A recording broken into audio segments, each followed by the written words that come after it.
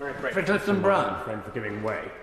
His self-deprecation at the beginning, that the scope of this amendment, which I have co-signed, I think he's actually underselling the amendment, because I think the consumer protection and economic regulation goes a long way to reducing the burden of red tape.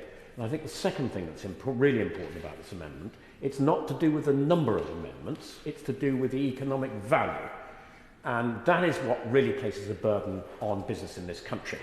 And can he explain in the amendment how he's going to establish a baseline? Because if this thing is to be measured properly, we have to have a proper baseline. And he's right. I may have been guilty of being too glass half empty rather than glass half full. He is right that this amendment goes a very long way and enfranchises large chunks of the economy which perhaps haven't been dealt with properly up until now. I just wanted to go even further and to cover the entire economy, and he's right to point out that it does quite a lot, but it's maybe half a loaf rather than the whole loaf, if I can put it that way. He's also right to say that the accountancy, the measurement of the costs, is crucial. Not only because you then have to work out, if you're trying to do one in, one out, you have to know what the cost of the things coming in is, so you can know the cost of the savings that you've got to find elsewhere. The crucial thing has to be, as I mentioned before, that you need to have an independent accounting body, an independent measurement body.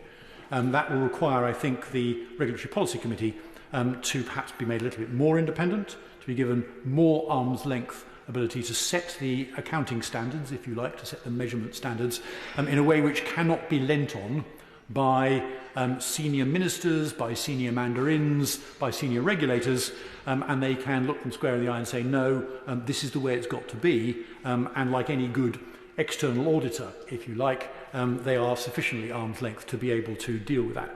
If they do that properly, then at that point we have something which will mean that any set of measurements can be relied on by both his committee and the rest of this chamber as well, and is absolutely essential.